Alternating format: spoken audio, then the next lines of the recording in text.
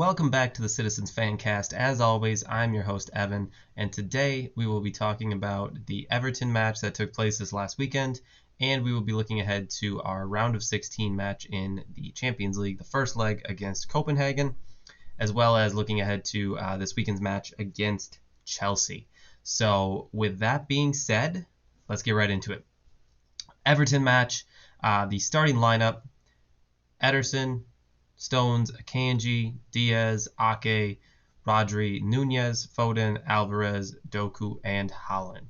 Starting lineup is strong, as it should be. You know, we're back to full health, so you'd expect everyone to be back playing. Haaland's back.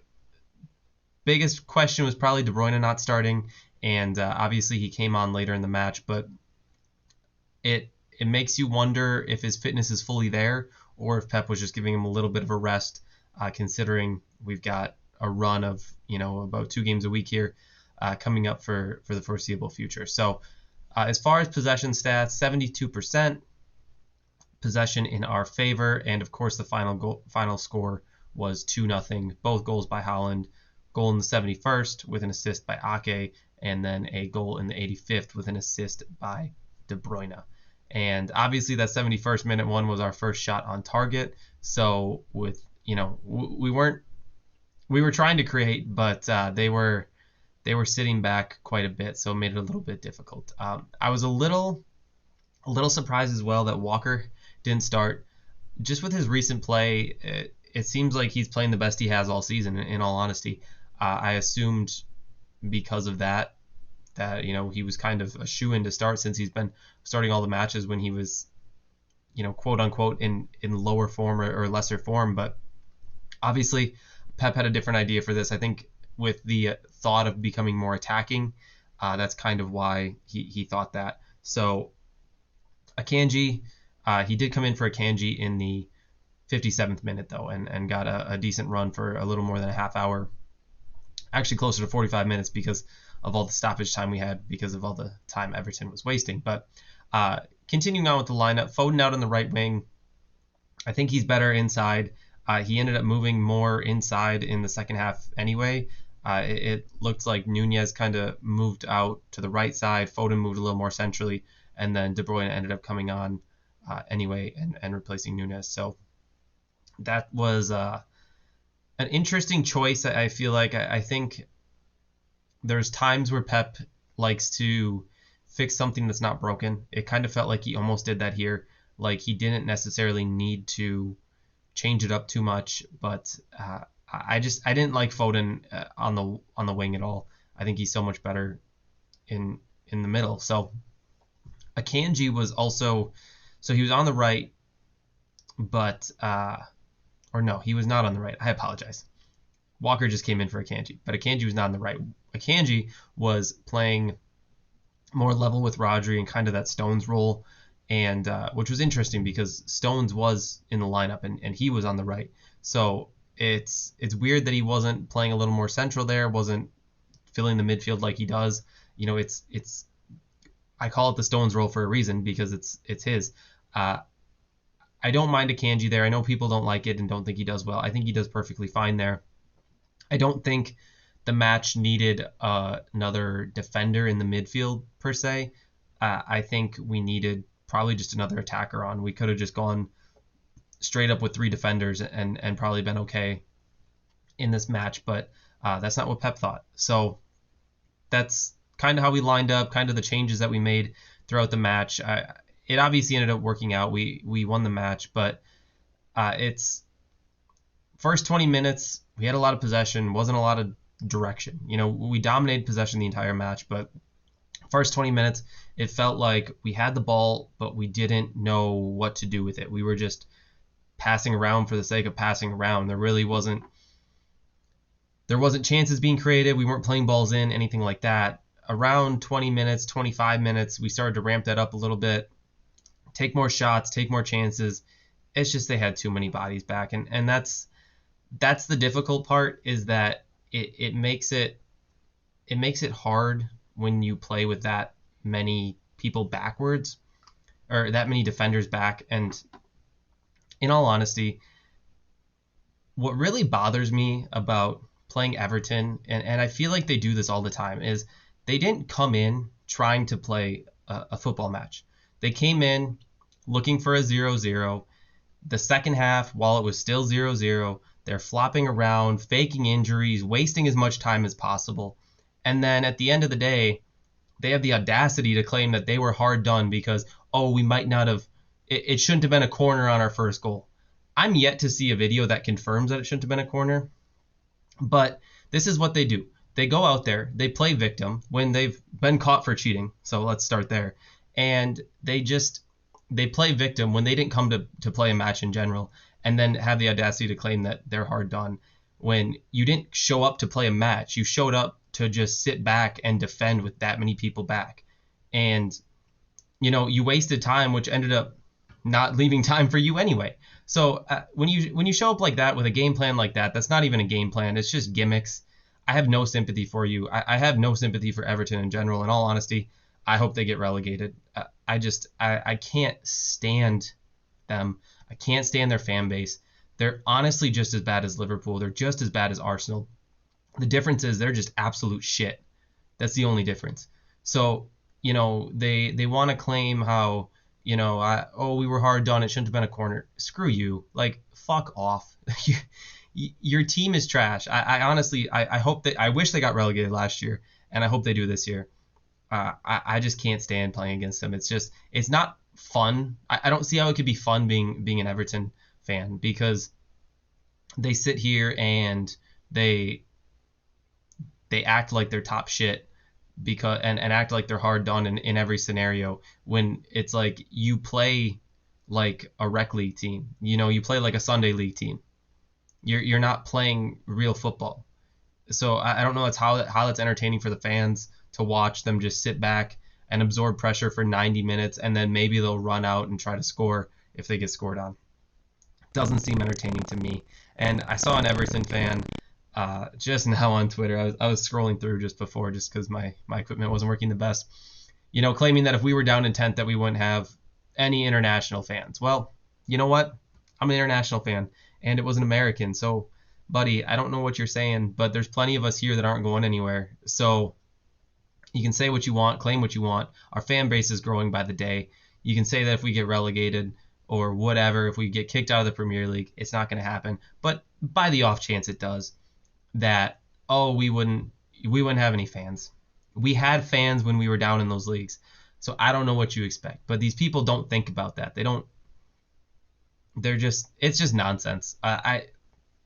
It frustrates me. Their team frustrates me. I think they're a joke of a club. They're a joke of an organization. Their fan base is terrible. And like I said, I hope they get relegated. So that's my rant on Everton. And it feels good to get that off my chest. But back to the game. Back to a team that actually matters. Back to a team that's actually good. And a well-run club and organization. So first half, dominant in possession. Just couldn't come up with what we needed to. I felt like Doku was trying, Nunez was trying. I don't want to harp on either of them, but Doku needs some work on his final ball. I've said this before, and I think part of it is he needs to loft his crosses a little bit more. And in all honesty, he can beat players off the dribble. He can create space for himself, but it's that final ball. It seems like it's too low a lot of times. If he can find Haaland's head, or even find his feet, it's like it's either got to be on the ground or in the air, and it's kind of like chest level, waist level crosses, and they need to not be in that area for the most part, higher or lower, so our players can get actually put a body part on it. It's hard if you're putting it at chest level or stomach level to be able to get a shot and be able to create an opportunity from it. So that's my beef there. I think it's going to improve. He's incredible on the dribble. His speed is insane. Obviously, he knows how to play a ball in. He's a professional. He's still young. He's got some time to learn and to grow yet. Under Pep, I think he's going to continue to do that. So I'm not concerned about it, and it's just something he needs to work on, and I think he's already working on it. So my complaint there, like I said, Nunez, a lot of people said he had a very bad match. In all honesty, I didn't think it was as terrible as what the stats say. He was finding space. He always seems to be able to find space in the attacking third. I just think at times he needs to pass it a little bit sooner. He holds onto the ball too much, takes on too much pressure, and then doesn't really have an outlet. It's fine if you're a player like Bernardo Silva, Grealish, Doku. They have the ability to dribble out of that. I don't know if Nunez always has that ability, in all honesty. But I think if he could work on just finding the passes a little bit sooner, I think it would help him a ton. It'd help us a ton as well. But again, it's a chemistry thing. It's learning to play with these players. He's still fairly new. For the most part, you don't see Pep signings come in and be off the bat as good as they've been this season. Nunez has been good. Doku's been good. Kovacic has been good. Guardiola's been good. They've all been great. It's just they just need to hit that next level. They're not quite there. They've been good. I think they will all turn out to be great. And it's just that final switch that they just need to turn it up just a little bit, and they'll be there. And I think it's coming. It'll come. We're only getting better. It's just a matter of time before it completely clicks for all of them. And whether that's in the last couple months of the season here, or whether that's next season, I don't know. Grealish, I feel like it clicked for him around May, late April, May of his first season, and then he came out last year and was incredible. So it's just a matter of getting there, and then once we do get there and get to that point with all of them, we're just going to be even stronger. And if we bring in more signings, then it'll be their turn, and we just continue the process going through and through. So they both need a little bit of work, but I'm not going to be too hard on either of them because they're definitely doing the right things or attempting to do the right things, I guess. It's just the execution's slightly off. And then that was my points there. Sorry, I lost my train of thought for a second. But another complaint I have with a player who has been established, I do not like Julian Alvarez's corners.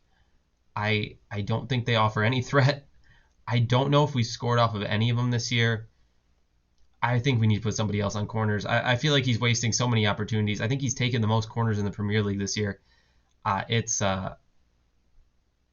bad. In all honesty, I'm not going to sugarcoat it. They never seem to work out. And it's a little bit of a wasted opportunity. It feels like we don't have much of a threat off of all those set pieces that we get. And I feel like our team has been working on taking shots earlier, not necessarily dribbling the ball or passing the ball necessarily to the net. So with taking these chances sooner and trying to create more chances, you're going to, especially when you have teams sitting back with so many bodies, you're going to get more corners. I think that's something we need to utilize and try to make a point to be more effective on.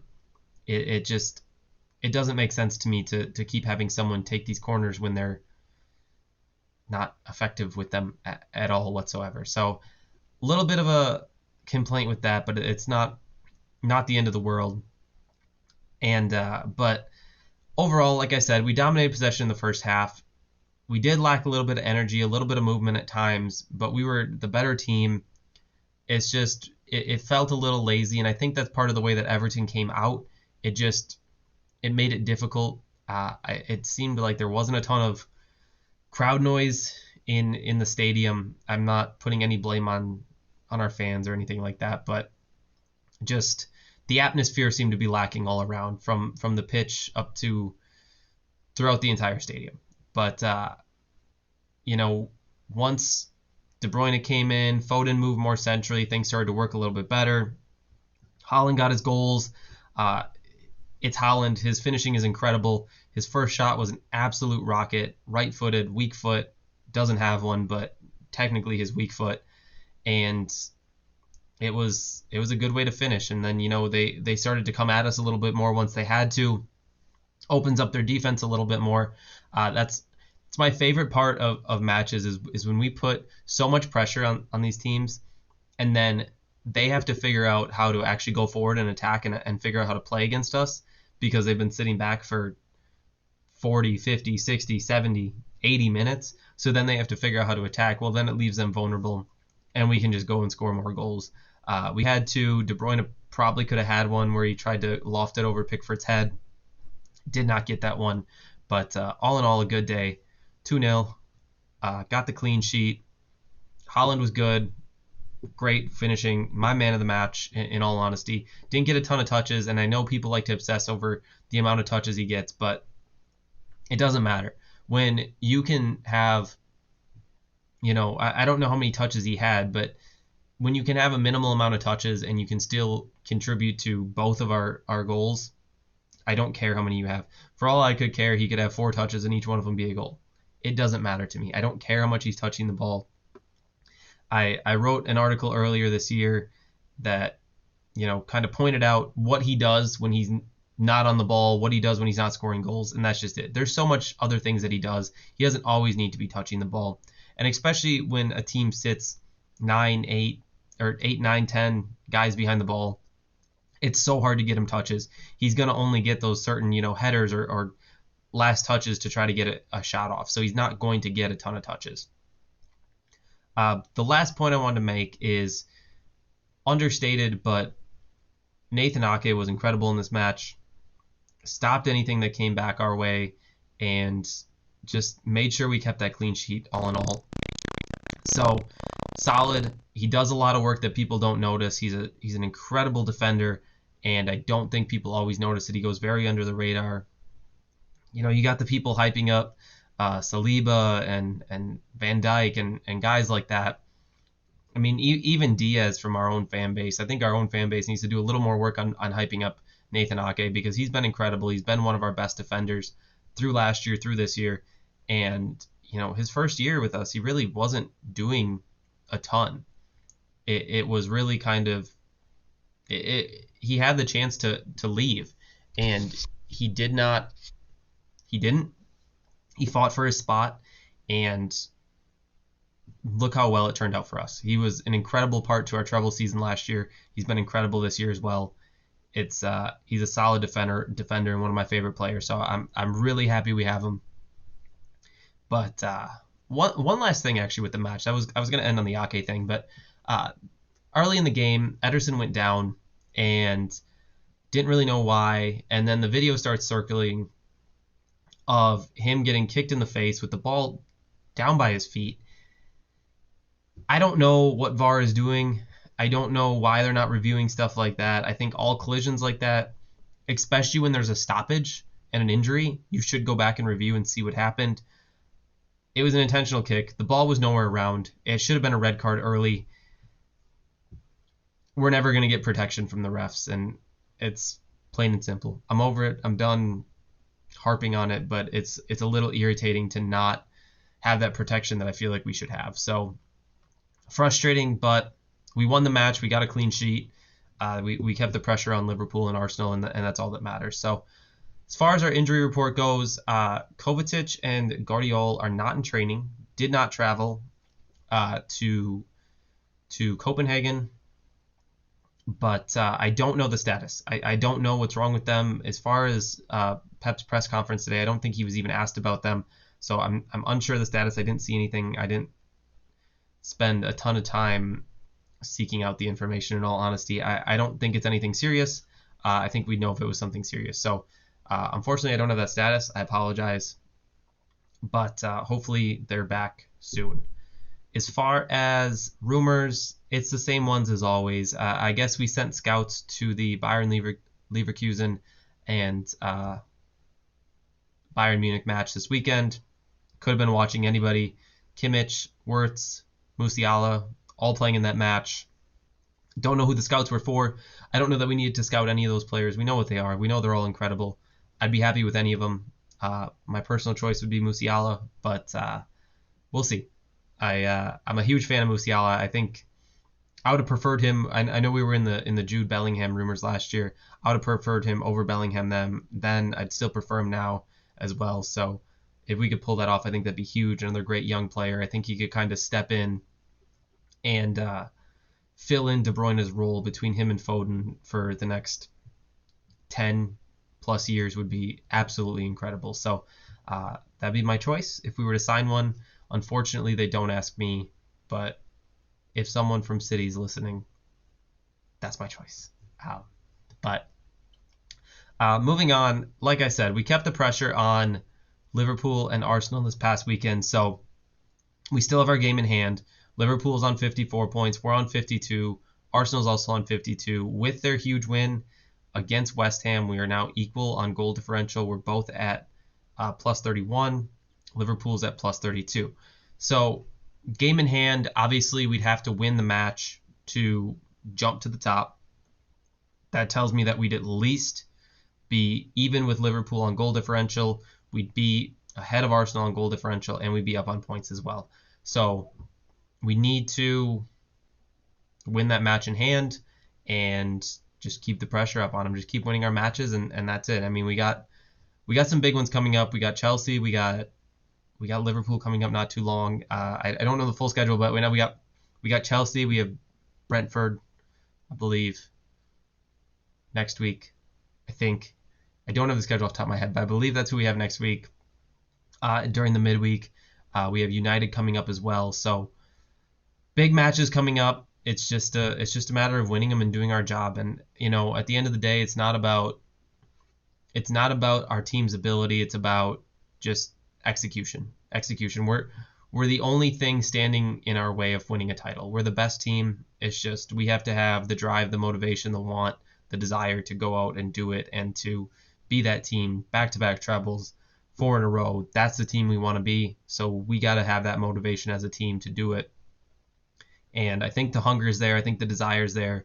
It's just a matter of the execution. End of the day, it's about execution. There was a time, late November, December, we weren't necessarily executing, but we got our players back. Everyone's healthy. Haaland's healthy. De Bruyne is healthy. I know Kovacic and Guardiola are down for the moment. I think those are spots we can fill in. No insult to them at all. It's just we have great defenders and great midfielders. We have a great team overall. So obviously De Bruyne and Haaland are the big ones when they're out. And if something would happen to Foden or something like that, Alvarez, Ederson, Diaz, players like that, are rocks, are solid players. Those would be the ones that would be were difficult to replace. But, let's keep everyone healthy, next man up mentality, and just continue to drive forward and continue to put the pressure on and get that fourth one in a row. So part of winning that treble, again, would be Champions League. First leg of our round of 16 match in Copenhagen is this weekend. So Copenhagen finished second in their group with United, Galatasaray, and Bayern Munich. They seem to play better at home. I know they got a result at Bayern with a draw, but for the most part, they seem better at home. They beat United at home after being down. So let's not be the second Manchester team to go there and do that. So feeling good. Think we're a better team. It's an okay, decently hard group that they were in. They finished second. Like I said, it's a winnable match, but it's a Champions League. Everybody's there for a reason. It's the round of 16. These are the 16 best teams in Europe right now. They're all there for a reason. So for us, we can't overlook it. I think Pep's going to come out with a little bit of a stronger lineup. Not something we can mess around with. Like I said, come out strong and don't overlook them. We got to come out and execute. So come out strong. And then, if we can get a big lead going into the second leg, that's when you start bringing some other players in. Although we're going to be strong, you could see players like Rico Lewis. Again, that doesn't necessarily make our squad weaker, but, he seems to get a lot of time in the Champions League. So could be a name you'd see on the team sheet when it'll be today when this comes out. But obviously I'm recording this on Monday. But I'd expect a fairly strong lineup. I think especially with De Bruyne being rested a little bit this weekend, not playing a full 90, it was so he could come out and start the match this weekend or this midweek here against Copenhagen. So expect us to be strong lineup wise. Expect us to come out strong and get the match. I mean, I wouldn't be upset. a win is a win. That's all that matters. But I'd expect us to be able to at least get 3 goals and hopefully have a good amount of goals up going into the second leg. So I'm confident we can do it. Let's go there. Let's get a result and then come back home and finish it off. So that being said, one more match this week as well. End of the week, Saturday. It is the in the U.S. here, Central Time, 11:30 kickoff. Factor in your own time zone if you're listening here in the U.S. It's the late kickoff here in the U.S. Late kickoff in the U.K. as well. But recent form. So Chelsea lost pretty big to Liverpool 4-1. Lost to Wolves 4-2. Beat Villa 3-1 in the FA Cup, and then they just beat Palace today. Dominated possession. Palace didn't have a ton of opportunities. Their goal was kind of a wonder goal in a way. It kind of came out of nothing. Palace was a little more in the game when they did score that first one. Chelsea wasn't in the game as much in the first half. I watched most of the match today, but it's we can't overlook them. We played them out 4-4 last time. I'd expect us to have more control. I'd expect Pep to have come in with more control. De Bruyne will most likely play. He wasn't there last time. So, having that and having him in there to control our midfield a little bit better, I think will help as well. I expect it to be a less open match, but then again, that kind of depends on how Chelsea comes out, depends on how they come at us. But as always, I expect 3 points. Whoever we play, I expect us to win. So, it's a home match for us. It's on the road last time. I just think it's something that we should be able to pull off with not a ton of issues. So they're not in a great spot in the table. I think they're 11th, 10th or 11th. So I don't. They're down there for a reason, right? And I'm sure Palmer and Sterling are hungry to come back and make a difference at City, kind of show us. But those players aren't with us for a reason anymore. So that's what it is. We've got better players. I'd be interested to see who starts that match. Doku started on the wing last time. I thought Grealish was a better matchup, but that was when Reece James was there. So we'll see who starts on the left, whether it'll be Doku or Grealish. I'd be interested to see that. I would hope Foden's through the middle. I'd love to see De Bruyne through the middle with him as well. Even if we do that lineup kind of where we lack on one of the wings, whether it's the right wing or the left wing, and bring another body central, I think that would work well against them. I don't think they can handle our attack and pressure, in all honesty. They give up a lot of goals at times. They gave up 4 against Liverpool. I know they were a little hard done in that. There should have been some penalties that weren't given. This and that. Things didn't go the right way. But again, we're the better squad. We're a better team. I think recent form shows that, they're kind of hit or miss. Like I said, 4-4 against us, but lost 4-1 against Liverpool, beat Villa, who beat us. It could go anyway, in all honesty. They looked fairly strong today, but I still think they lack a little bit of a sense of direction as a club in general, and just kind of lack chemistry. So I expect 3 points. I don't expect it to be as high scoring as last time. 8 goals was insane, and I don't expect us to see 8 goals again. If there's 8, I hope we have at least 7 of them. So that's my hope. But those are our match previews. Just a couple other notes. According to an article from The Athletic, Manchester City has become the most watched Premier League club in the United States. It's not a surprise. A lot of my listeners here are from the U.S., so again, I appreciate you guys, but I stay truthful. I stay honest with you guys with my beliefs. I don't do very good with lying or hiding my true emotions or anything like that. So, if I see a jersey anywhere, it's a City jersey. The last time I saw another jersey was probably close to 9 months ago, I'd say. I saw one Arsenal jersey. Since then, I've seen plenty of City jerseys. So here in the U.S., People are representing City. People are wearing their City merch. I see it when I go places. I've seen it in very random remote places that you wouldn't expect here in the U.S. And it's not at all surprising to me that we are the most watched club. It's it's something we know. The only people who think we don't have fans are the people who are trying to literally make up the fact that we don't have fans, doctor photos and videos that we don't have fans. They're taking their time to say they don't care about us and we have no fans, yet they will take time out of their day to go and do that. They can't keep our names out of their mouths, and that's what shows how big we are. And at the end of the day, I don't care if I'm the only person supporting City. I'm going to be supporting City. I don't care how many fans we have. It's cool to see that we have fans. I hope we continue to grow. I love sharing this with people. I love sharing this opportunity and the ability to talk with other fans from around the world and around the country about this team that we all love. So for me, it's super cool. I love it. The more fans, the better. New fans, come on in. I'm all for it. So not at all surprising to me, and it's just cool to see that was actually factually checked, and it's cool to see that we are the most watched club. So one more note, the Super Bowl was yesterday. I watched it. I'm sure quite a few people did. I saw this video before I came on here asking people at the Super Bowl what they think is bigger, the World Cup or the Super Bowl. I think all but one said the Super Bowl is bigger, and it's not.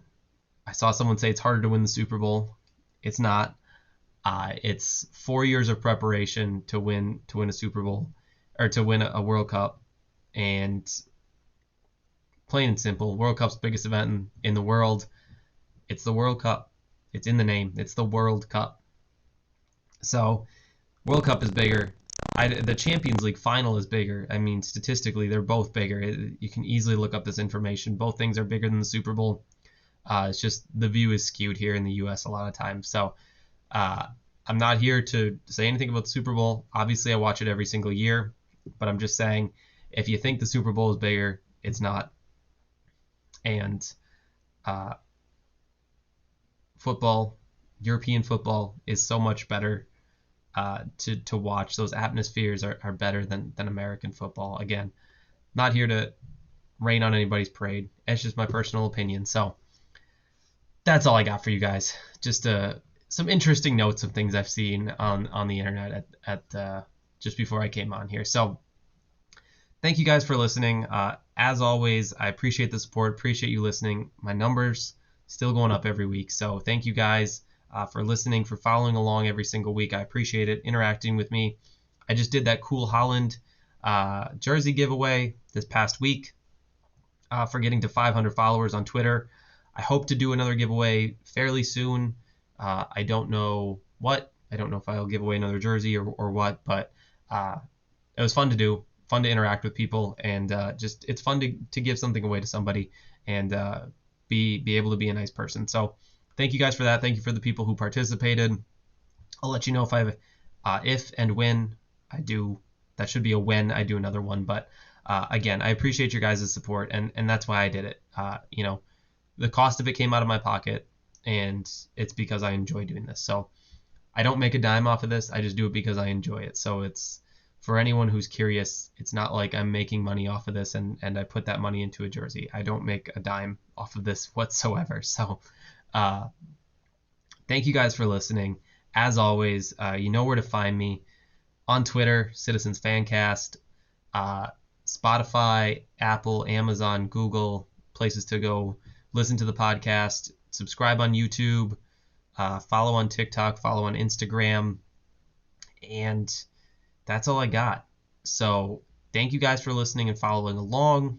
I appreciate you guys.